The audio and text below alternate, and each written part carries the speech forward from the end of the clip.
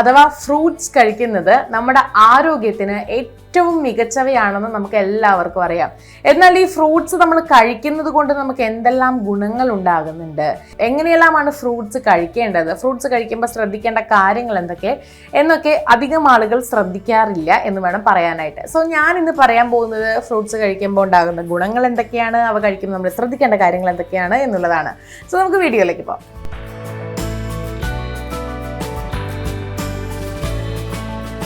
പഴങ്ങൾ കഴിക്കുമ്പോൾ നമുക്ക് കിട്ടുന്ന ഒരു ബെസ്റ്റ് ബെനിഫിറ്റ് എന്താണെന്നറിയോ?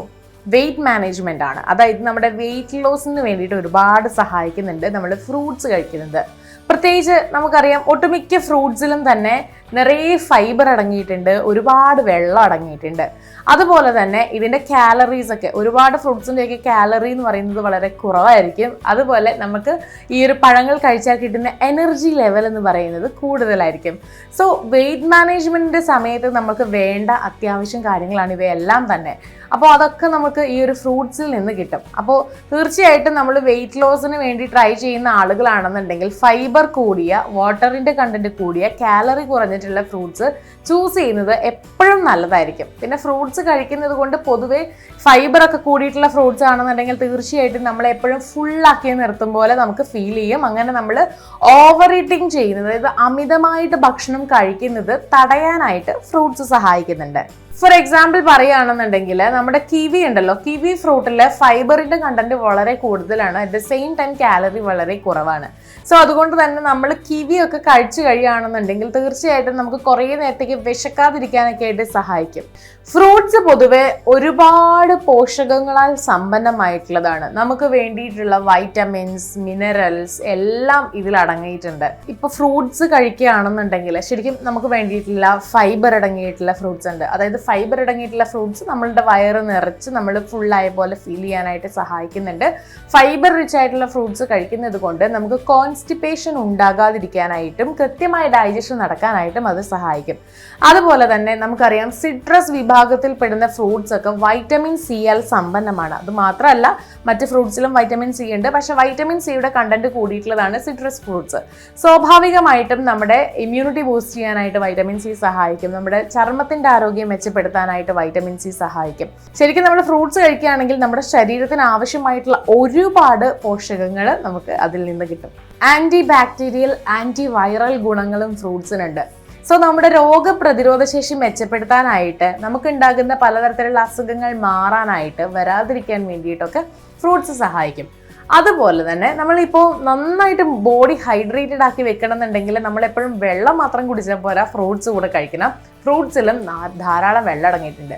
ഇപ്പോൾ ഒരു എക്സാമ്പിൾ പറയുകയാണെന്നുണ്ടെങ്കിൽ നമ്മുടെ തണ്ണിമത്തൻ 92% വെള്ളം അടങ്ങിയിട്ടുള്ള ഒരു നല്ല ഫ്രൂട്ടാണ് തണ്ണിമത്തൻ.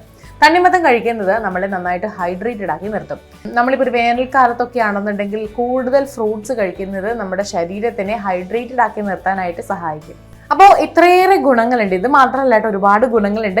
നമുക്ക് വളരെ ഇമ്പോർട്ടൻ്റ് ആയിട്ടുള്ള കുറച്ച് കാര്യങ്ങൾ എടുത്ത് പറഞ്ഞേ ഉള്ളൂ.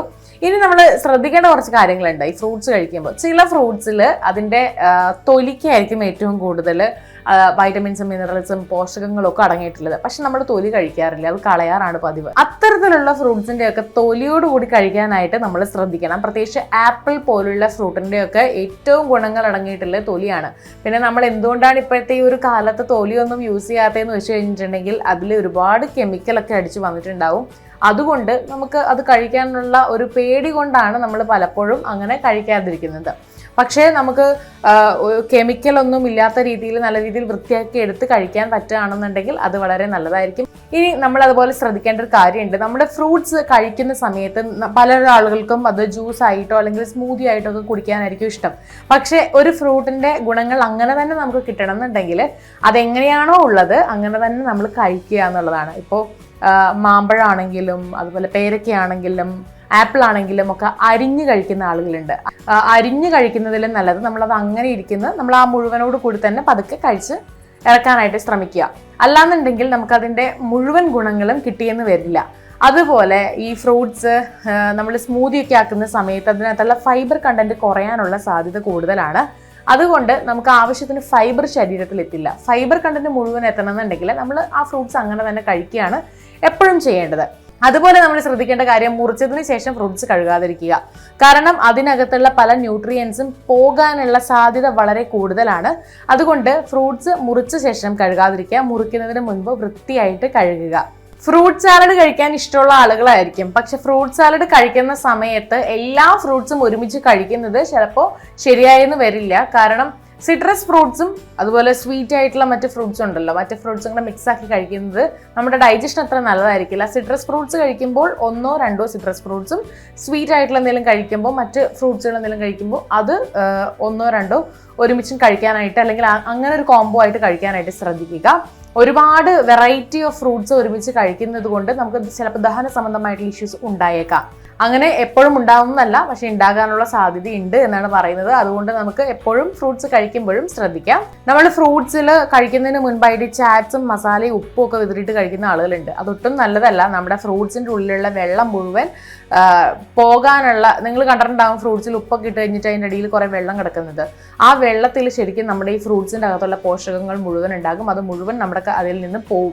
അപ്പം അതുകൊണ്ട് തന്നെ നമ്മൾ ചാറ്റ് മസാലാസ് അതുപോലെ ഉപ്പ് ഒന്നും ഫ്രൂട്ട്സിൽ ഇട്ടിട്ട് കഴിക്കാതിരിക്കാനായിട്ട് ശ്രദ്ധിക്കുക. അങ്ങനെ തന്നെ ഫ്രൂട്ട്സ് നല്ല രീതിയിൽ കഴിക്കുക. അപ്പോൾ ഫ്രൂട്ട്സ് കഴിക്കേണ്ട രീതി, ഫ്രൂട്ട്സ് നമ്മൾ എങ്ങനെയെല്ലാം കൈകാര്യം ചെയ്യണം, ഫ്രൂട്ട്സ് കഴിക്കുമ്പോൾ ശ്രദ്ധിക്കേണ്ട കാര്യങ്ങൾ, ഫ്രൂട്ട്സിന്റെ ഗുണങ്ങളൊക്കെ നമ്മൾ കണ്ടല്ലേ. അപ്പോൾ ഈ വീഡിയോ എല്ലാവർക്കും യൂസ്ഫുൾ ആയെന്ന് വിചാരിക്കുകയാണ്. ഇതുപോലുള്ള കൂടുതൽ വീഡിയോകൾക്കായി സമയം മലയാളം സബ്സ്ക്രൈബ് ചെയ്യുക.